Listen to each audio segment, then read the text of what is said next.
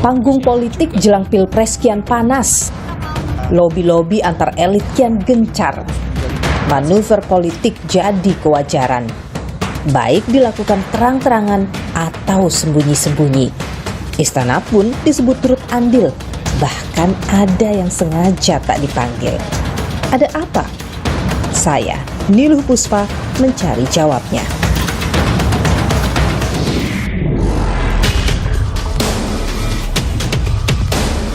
Secara praktis tidak ya, tapi titipan besar bahwa harus kompak, bisa kerjasama demi negara.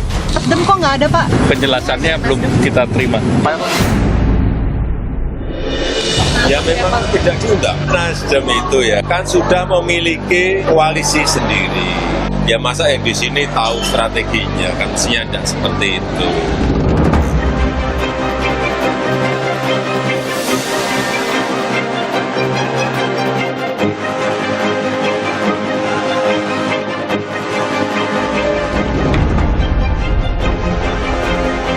Tanggal 2 kemarin ada pertemuan parpol pendukung pemerintahan. Nasdem tidak hadir. Pak Presiden juga menyampaikan sepertinya sudah punya rumah sendiri, begitulah. Kalau saya bahasakan ya.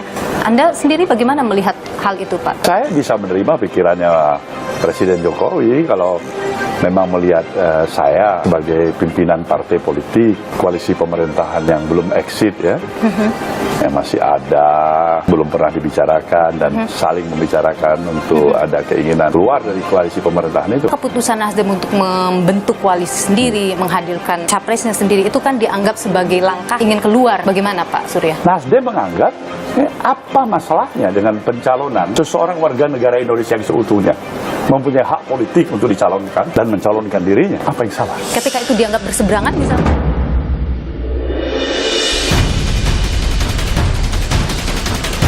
Sana sudah serius apa belum? Belakangan, Demokrat gencar sekali didekati. Pertemuan politik dilakukan oleh koalisi sebelah. Nasdem meyakini koalisi ini adalah koalisi yang tidak akan mudah digoyang. Potensi menggoyang itu ada aja. Saudara, keputusan Partai Demokrasi Indonesia Perjuangan PDIP mengusung Gubernur Jawa Tengah Ganjar Pranowo sebagai bakal calon presiden membuat koalisi partai politik goyah. Perubahan peta koalisi diprediksi terjadi. Saya ajak Anda melihat kembali pembentukan koalisi partai politik. Koalisi yang pertama dibentuk adalah Koalisi Indonesia Bersatu. 3 ketua umum partai politik, yaitu Ketua Umum Partai Golkar, Airlangga Hartarto, Ketua Umum Partai Amanat Nasional, Zulkifli Hasan, dan Ketua Umum Partai Persatuan Pembangunan atau P3, Suharso Monoarfa, menandatangani nota kesepakatan untuk membentuk KIB pada 4 Juni 2022. Meski sampai saat ini KIB belum mengusung bakal calon presiden, namun Ketua Umum Partai Golkar, Airlangga Hartarto, menyatakan siap maju dalam Pilpres 2024. Namun koalisi ini seolah layu sebelum berkembang usai P3 menyatakan dukungannya terhadap bakal calon presiden PDIP Ganjar Pranowo. Malah Partai Golkar melakukan penjajakan ke Partai Kebangkitan Bangsa atau PKB. PKB sendiri, saudara, merupakan bagian dari Koalisi Kebangkitan Indonesia Raya atau KKIR bersama Partai Gerindra. Koalisi ini terbentuk pada 13 Agustus 2022. Sama seperti KIB, Koalisi Kebangkitan Indonesia Raya juga belum mengusung bakal calon presidennya. Namun, Ketua Umum Partai Gerindra Prabowo Subianto telah menyatakan bakal maju dalam Pilpres 2024. Gonjang-ganjing koalisi makin kentara pasca Presiden Joko Widodo mengundang 6 ketua umum partai politik pendukung pemerintah ke Istana Merdeka 2 Mei lalu. Dalam pertemuan tersebut tak nampak kehadiran Ketua Umum Nasdem Surya Paloh. Sempat menjadi tanda tanya, kenapa Nasdem tak hadir? Presiden Jokowi menjawab, Ya memang tidak diundang. Nasdem itu ya kita harus bicara apa adanya ya. Kan sudah memiliki koalisi sendiri.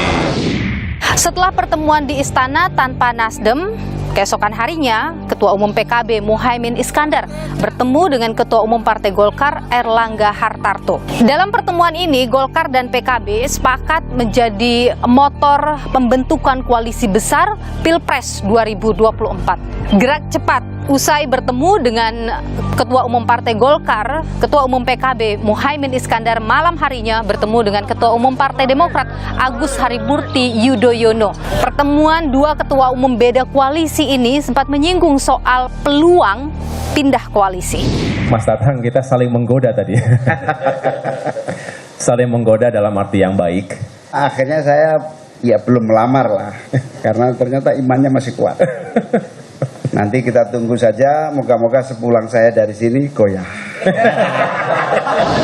Gerilya koalisi yang dilakukan ini bisa mengancam koalisi perubahan jika salah satu partai yang tergabung dalam koalisi ini berpindah koalisi. Koalisi Perubahan untuk Persatuan terdiri dari Partai Nasdem, Partai Demokrat, dan Partai Keadilan Sejahtera.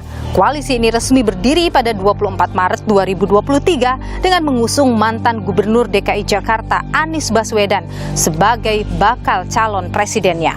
Mengapa koalisi menjadi penting, saudara? Berdasarkan aturan syarat ambang batas pengajuan calon presiden dan wakil presiden atau presidensial threshold yang tertuang dalam Undang-Undang Pemilu pasal 222, partai politik atau gabungan partai politik peserta pemilu harus menguasai paling sedikit 20% kursi di DPR atau memperoleh 25% suara sah nasional pada pemilu sebelumnya. Jika dilihat dari kepemilikan kursi di DPR, PDIP menjadi satu-satunya partai yang dapat mengusung capres dan cawapres tanpa harus berkoalisi dengan partai lain. Sementara parpol lain tak bisa mengusung capres dan cawapres lantaran terganjal aturan ini. 3 partai yang tergabung dalam koalisi perubahan memperoleh lebih dari 25% suara nasional, yang artinya telah memenuhi ambang batas. Begitu pula dengan perolehan suara nasional 3 partai koalisi Indonesia Bersatu yang memperoleh suara nasional sebanyak 23,67%. Dan koalisi Kebangkitan Indonesia Raya memiliki persentase perolehan suara nasional sebesar 22,26%. Meski koalisi ini telah memenuhi syarat pengajuan capres dan cawapres, namun dinamika politik masih akan terus terjadi. Bagaimana bongkar pasang partai dalam koalisi akan memengaruhi kontestasi Pilpres 2024. Bagaimana pula nasib Nasdem dengan bakal calon presidennya Anies Baswedan? Akankah mulus jalannya? Saya, saudara, akan bertemu langsung dengan Ketua Umum Partai Nasdem, Surya Paloh. Ikuti saya.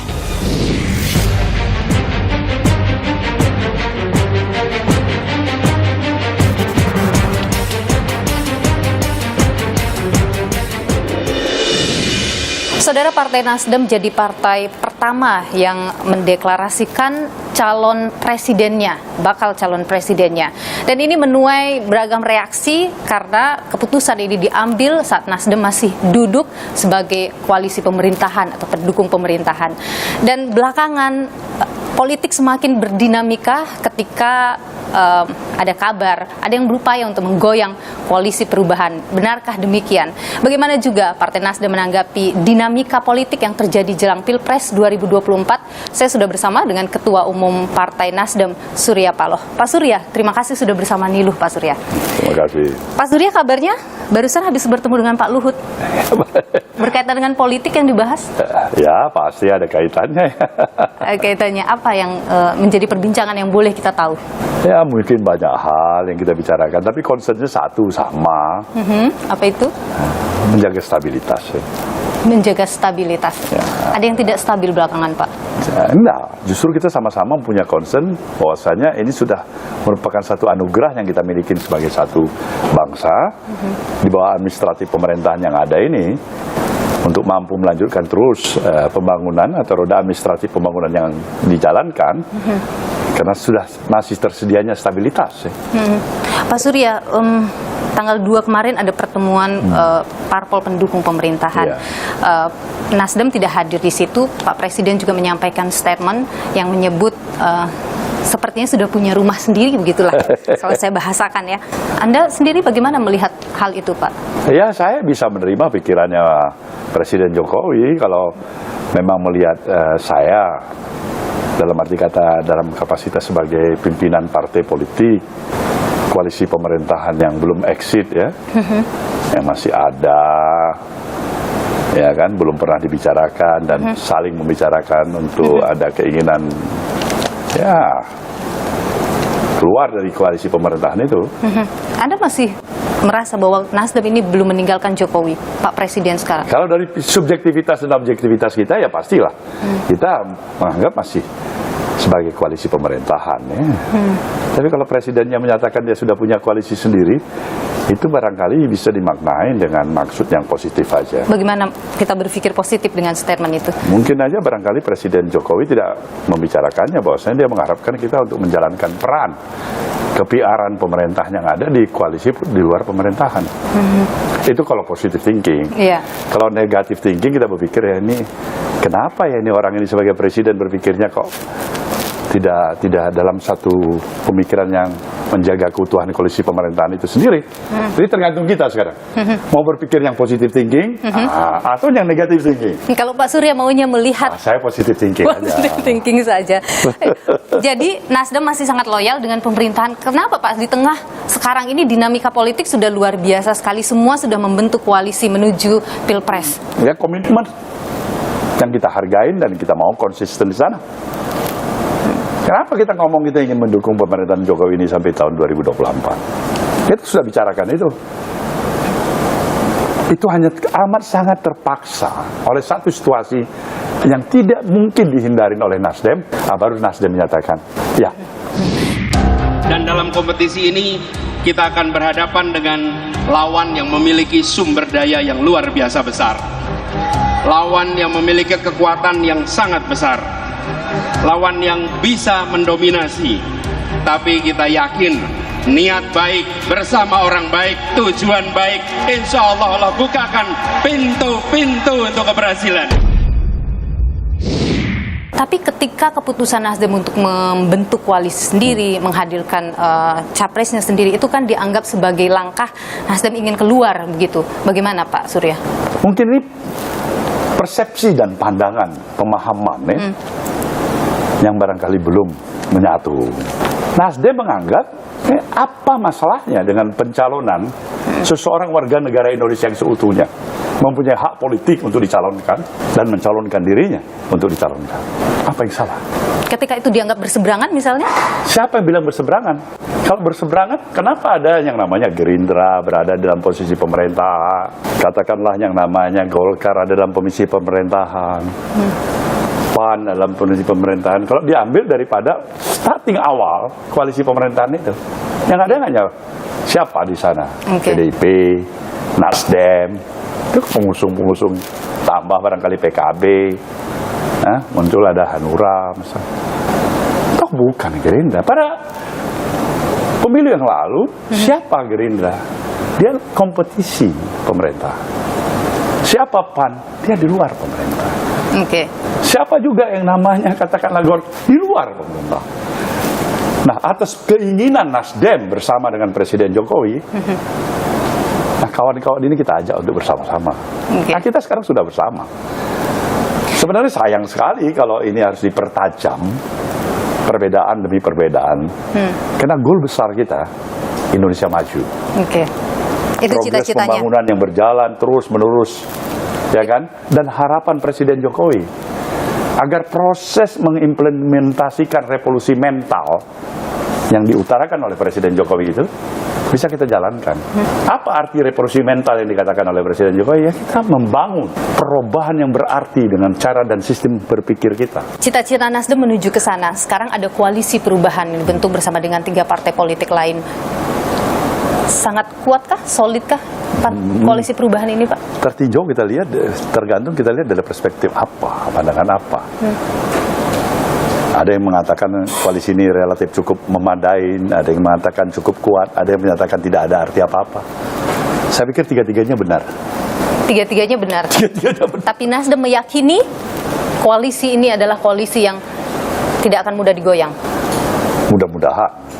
Ya, potensi menggoyang itu ada aja setiap saat.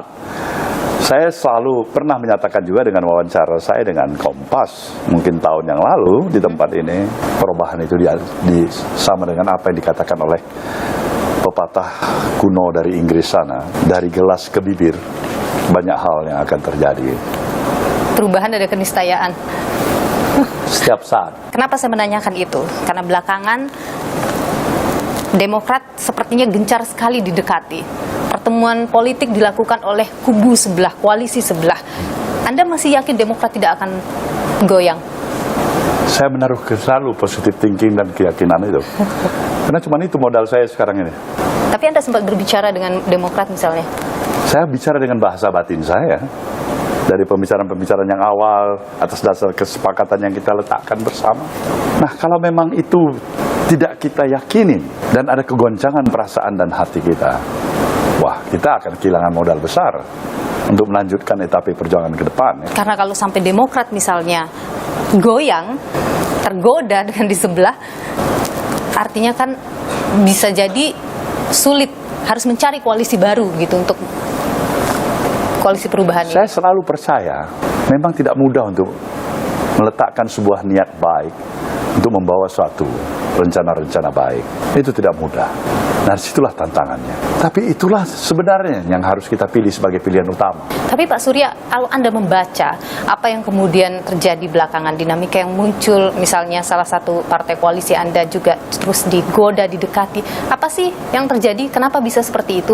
Menggoyang koalisi yang sudah ada? Nah, jawaban yang paling sederhana dan common sense kita, karena dia berharga. Cuma nggak ada harga, untuk apa diganggu? Karena dikhawatirkan. Karena ada sesuatu yang diperlukan. Coba kita tidak punya values, tidak punya harga, siapa yang mau datang? Atau jangan-jangan ada yang ke Nasdem juga lagi mencoba untuk menggoyang koalisi ini lewat Nasdem? Nah, Nasdem ini memang mungkin saja kurang menarik, nggak ada yang datang untuk ganggu-ganggu. Dia kurang menarik. Masa tidak ada yang datang ke Pak Surya? Nggak ada. Nggak ada, benar-benar saya jujur pada Anda. Ini paling unik. Kenapa nggak datang ke Nasdem?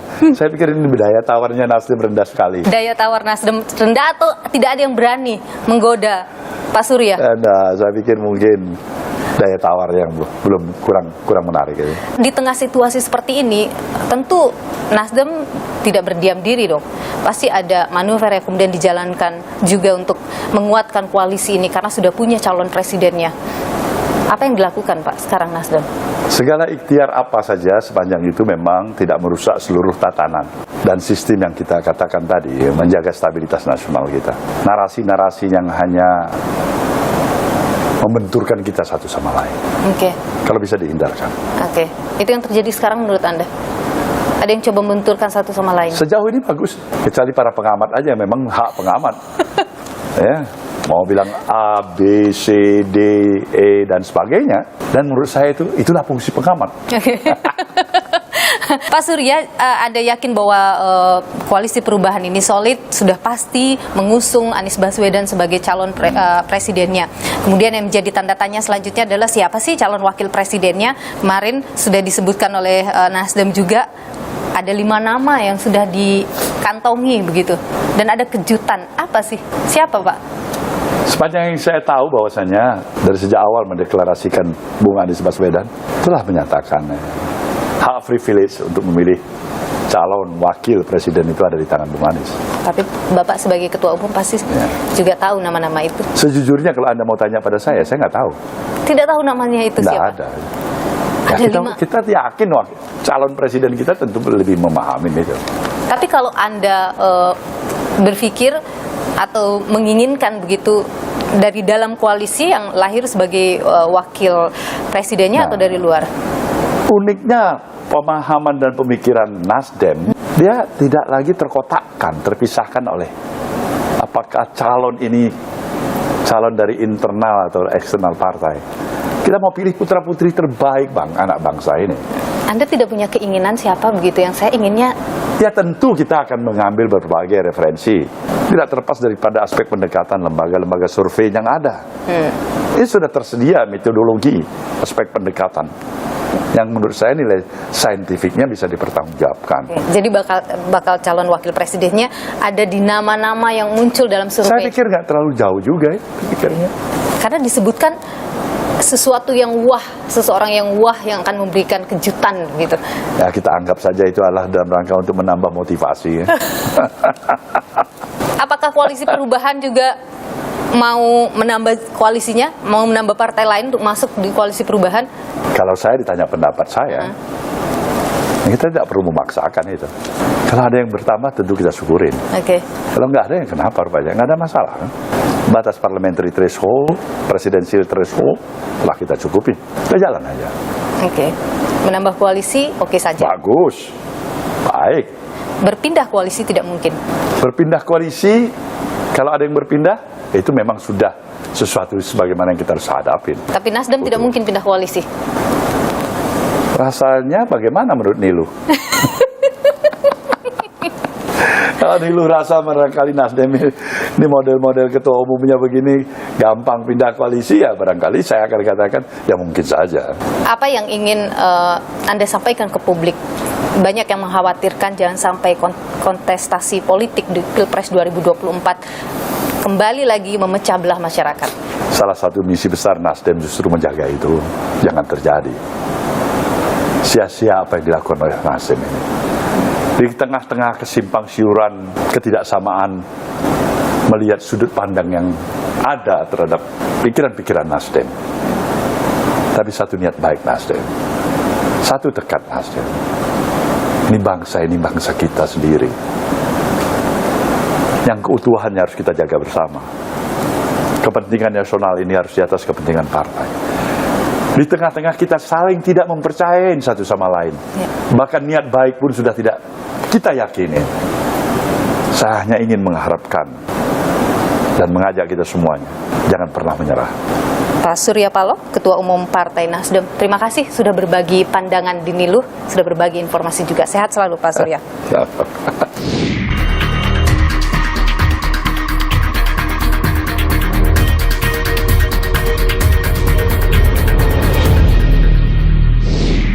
Saudara, ide merger antara Koalisi Indonesia Bersatu dengan Koalisi Kebangkitan Indonesia Raya tercetus setelah kemudian ada pertemuan 6 parpol pendukung pemerintahan dengan Presiden Joko Widodo. Dan kemudian ini gencar komunikasi-komunikasi dilakukan oleh elit partai untuk membentuk koalisi-koalisi tersebut, saudara. Kita coba perbincangkan hal ini. Apa arahnya? Apa yang ingin dicapai lewat pembentukan koalisi Indonesia Besar ini? Saya sudah bersama dengan Ketua DPP Partai Golkar, yakni Nusron Wahid, yang juga adalah ditunjuk sebagai tim percepatan pembentukan koalisi Indonesia Besar. Benar ya Pak Nusron ya? Saya kasih amanah menjadi kepala Bapilu, Badan Pemenangan Pemilu Presiden di DPP Golkar. Intinya kemudian saya juga diutus menjadi tim kerja untuk menjadi jembatan integrasi koalisi ini bersama dengan PKB. Sekarang pembicaraannya sudah sampai mana, Pak? Golkar dan PKB ini sama-sama bersepakat untuk menjadi jembatan adanya integrasi koalisi besar, yaitu Koalisi Kebangkitan Indonesia Raya yang sudah ada, yaitu yang terdiri dari Gerindra dan PKB. Kemudian Koalisi Indonesia Bersatu yang terdiri dari Golkar, PAN dan P3. Nah, apakah kemudian PDIP kita tinggal? Tidak. Kalau ternyata nanti koalisi besar ini ide dan termasuk tokohnya itu bersepakat sama dengan PDIP, maka juga bisa jadi PDIP bergabung. Tapi mungkinkah itu? Di politik tidak ada yang tidak mungkin. Kan PDIP sudah punya calon, kemudian Prabowo juga sudah memastikan, mengucapkan bahwa dirinya yang akan menjadi capres. Kalau memang ini kan masih ada waktu 5 bulan. Kami tidak ingin mendahului, tapi kalau ternyata ada sesuatu mempunyai kesamaan niat untuk menang, maka dipastikan juga akan bisa bergabung. Tapi P3 kan sudah menentukan pilihannya ada di mana gitu. Nah, bagaimana ini? P3 kita hormati pilihannya. Tapi sampai hari ini kita menganggap P3 masih terikat dengan kita karena yang bersangkutan belum pamit secara resmi. Oke, meskipun kemarin sempat disebutkan bahwa ya kalau misalnya kita berbeda ya bagaimana ini mau lanjut gitu. P3 juga sedang berusaha membawa supaya KIB ini dan koalisi besar ini mengusung menjadi frame yang sama, tinggal masalah orangnya.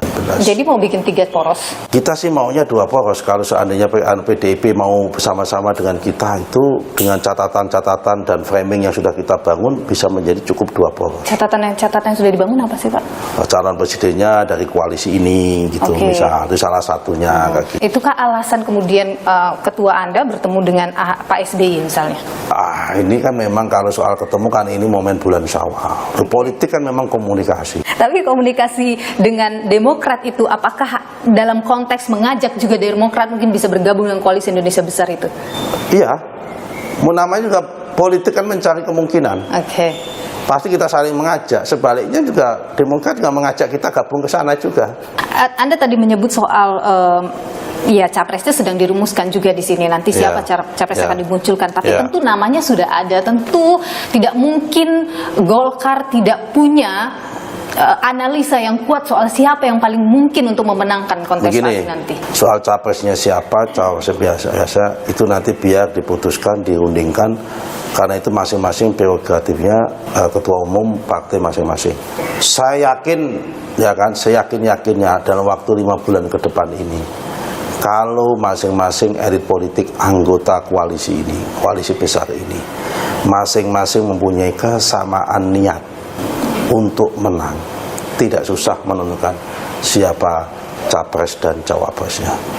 Yang problemnya ini adalah per hari ini, yang oleh Pak JK dikatakan itu ide bagus, tapi sulit dilaksanakan. Kenapa? Karena Pak JK memandang bahwa selain kesamaan niat untuk menang, ada ego masing-masing partai untuk mencalonkan bahwa di dalam koalisi besar ini harus perwakilan kami dong, betul, yang menjadi wakil presiden dan calon presiden supaya mendapatkan windfall atau kotel efek dari semua itu. Oke, apakah KIB akan mengesampingkan ego seperti itu? KIB mempunyai niat untuk menang, maka yang kita ingin tonjolkan, kita menyodorkan tokoh di dalam KIB itu pasti tokoh yang akan kita yakini akan membawa dampak yang signifikan terhadap kemenangan pasangan yang kita usung ini. Pak Nusron, ada juga pendapat bahwa ada upaya untuk membuat Pilpres 2024 ini diisi oleh all president's men. Siapapun yang menjadi warga negara Indonesia, karena kepala negaranya adalah presiden, maka menjadi orangnya presiden. Kalau yang menjadi ini ada semuanya pembantu presiden, ya itu lain cerita. Bisa iya. Bisa iya? Bisa iya. Jadi mungkinkah KIB ini dibentuk atas petunjuk misalnya Pak Presiden, Pak Jokowi? Hampir semua petinggi partai ini adalah sebagian besar mempunyai hubungan relasi dengan presiden. Pasti berkomunikasi. Karena pemilu ini kan bukan dalam rangka untuk cutting off atas periode lalu. Pemilu ini kan dalam rangka untuk melakukan transformasi, sirkulasi, pergantian kekuasaan, dan rangka untuk melanjutkan proses-proses pembangunan yang sudah dilakukan oleh presiden sebelumnya. Berarti benar ada peran Pak Jokowi dalam koalisi-koalisi yang sedang bergerak sekarang ini? Peran saya tidak langsung mungkin enggak. Tapi bahwa masing-masing pemimpin partai ini meminta pendapatnya Bapak Presiden, pasti. Di Indonesia ini, daun jatuh pun tidak ada yang nggak ketahuan oleh Bapak Presiden. Pak Nusron, Anda sempat bilang kalau mau menang, gabung koalisi besar. Ya. Anda meremehkan koalisi perubahan? Enggak, tidak meremehkan. Statement itu maksudnya apa?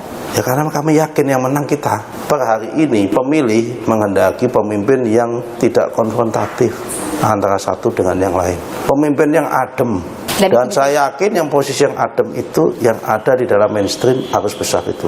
Koalisi besar lah yang bisa menciptakan tadi itu? Ya. Yang adem itu? Adem itu. Baik, Pak Nusron Wahid, Ketua DPP Partai Golkar, terima kasih sudah berbagi pandangan di Nilu. Sehat selalu Pak Nusron. Oke, sama-sama.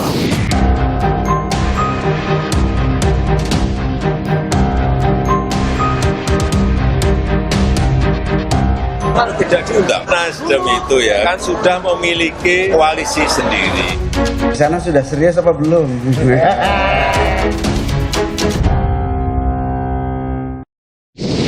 Saudara, 2 minggu terakhir publik dipertontonkan oleh gerilya dari elit partai politik bertemu dengan elit yang lain begitu jelang pendaftaran calon yang akan dilakukan 5 bulan lagi.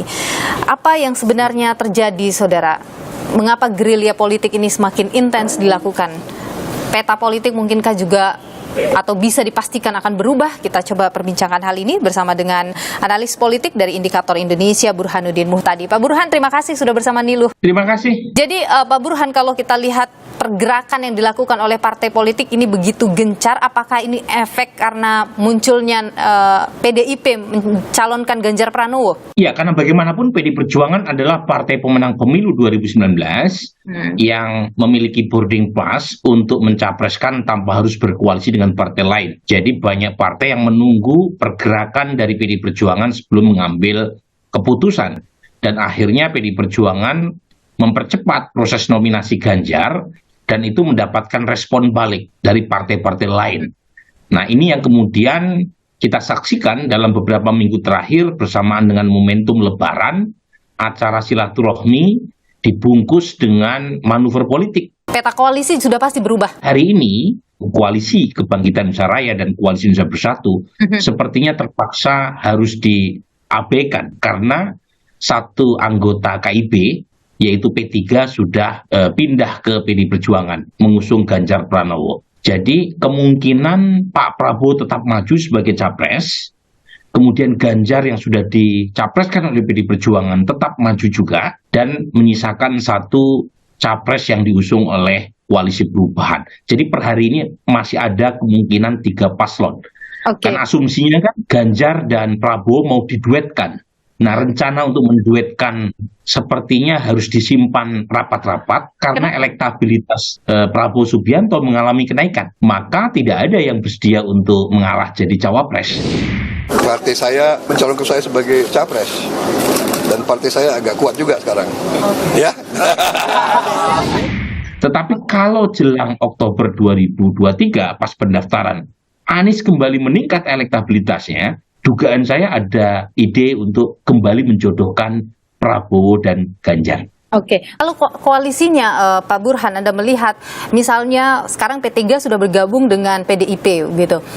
Mungkinkah Golkar, PAN, PKB dan Gerindra menjadi atau membentuk satu koalisi baru? Sangat mungkin. PDI Perjuangan dianggap kurang inklusif dalam menjalin atau mengembangkan koalisi di 2024. Nah, ini yang kemudian mengakibatkan ada jarak. Kritik kan bahkan disampaikan oleh relawan Pak Jokowi ya, panel Barus yang mengatakan terjadi semacam istilah saya privatisasi capres Ganjar Pranowo. Dan itu kemudian membuat partai-partai pendukung pemerintah yang lain itu kurang begitu nyaman. Sangat mungkin mereka merasa lebih nyaman kalau mendukung Prabowo Subianto. Dan itu yang terlihat beberapa minggu terakhir. Prabowo Subianto elektabilitasnya meningkat karena sebagian pendukung Pak Jokowi mulai mengalir ke Pak Prabowo. Melihat situasi belakangan ketika Pak Jokowi juga tidak mengundang Nasdem di istana, bahkan jelas terang-terangan menyebut soal kan sudah punya koalisi baru, sudah punya rumah yang baru begitu.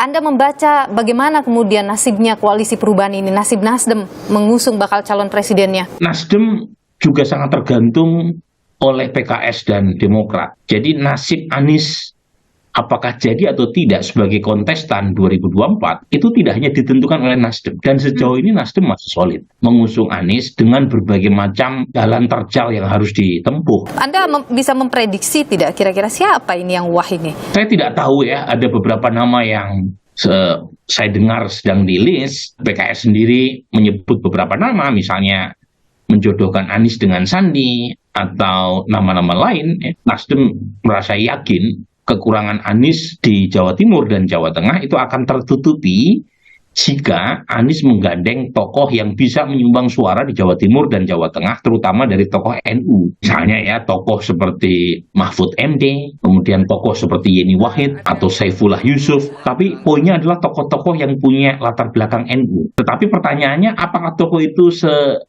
wah dan mencengangkan seperti yang kita kira atau tidak? Tapi Pak Surya memberikan saya bocoran juga tadi bahwa tidak jauh-jauh dari nama-nama yang muncul dalam berbagai survei yang ada. Yang peringkat pertama Ridwan Kamil, tetapi trennya turun.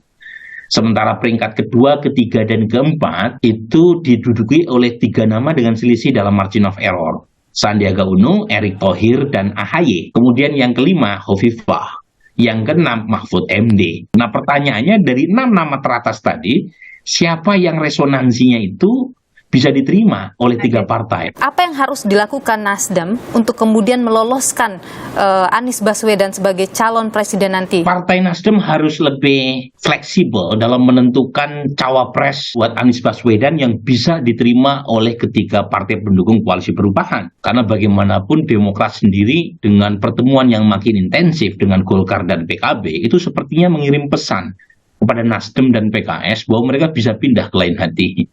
Baik, Pak Burhanuddin Muhtadi, terima kasih sudah berbagi pandangan di Niluh. Sehat selalu Pak Burhan. Terima kasih.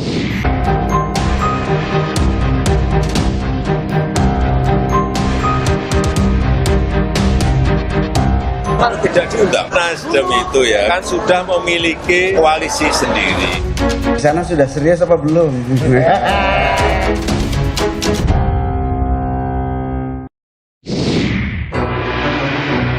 Pendaftaran calon presiden dan calon wakil presiden tinggal 5 bulan lagi. 3 tokoh digadang-gadang akan bertarung dalam Pilpres 2024. Ganjar Pranowo, Anies Baswedan, dan Prabowo Subianto. Ganjar Pranowo resmi ditetapkan sebagai bakal calon presiden oleh Partai Demokrasi Indonesia Perjuangan (PDIP). Ketua Umum PDIP Megawati Soekarnoputri mengumumkan langsung 21 April 2023. Sementara itu, bakal calon presiden pilihan Nasdem, Anies Baswedan, terus bergerak di tengah isu goyahnya koalisi perubahan. Tim 8 alias tim pendukung Anies telah mempersiapkan 5 kandidat calon wakil presiden. Namun, nama-namanya masih misteri. Tim pengusung Anies menyebut sosok yang disiapkan wah dan penuh kejutan. Di sisi lain, Prabowo Subianto juga gerak cepat. 3 kali maju Pilpres, Prabowo rajin bersafari politik ke sejumlah tokoh.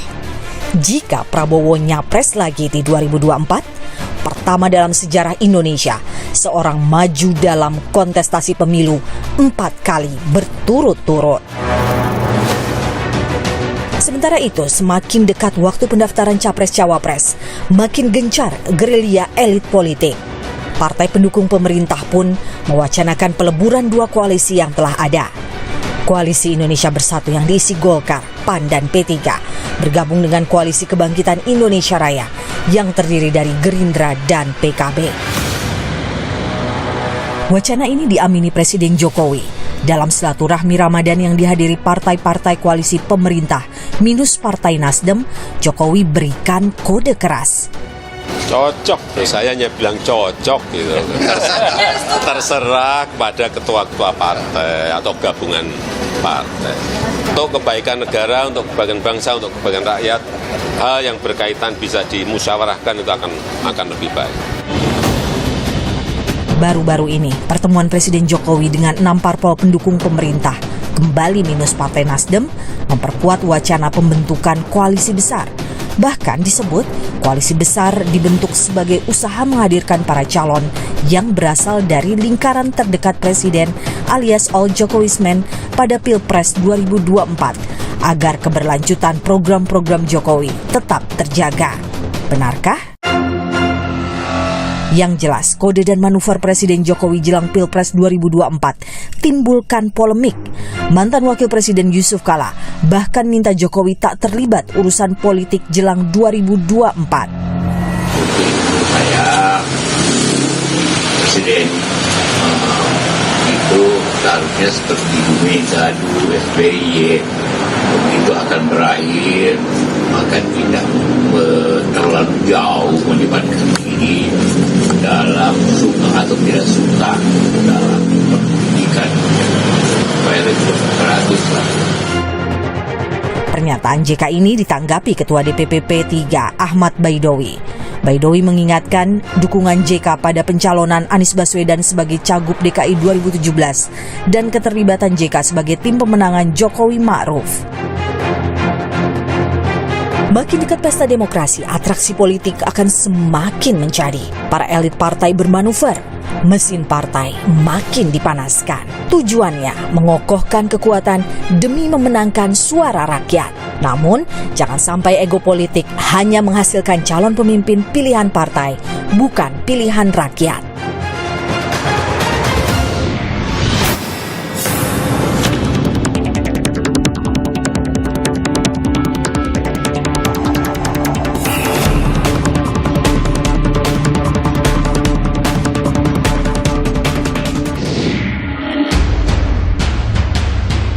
Politik adalah kompromi atas semua kejadian yang tak pasti.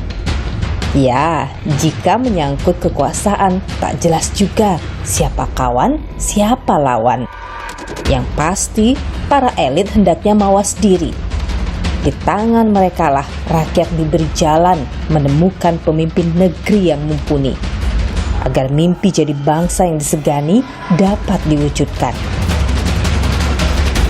Ikuti terus informasi perkembangan pemilu di Kompas TV, independen, terpercaya. Saya, Niluh Puspa, sampai jumpa.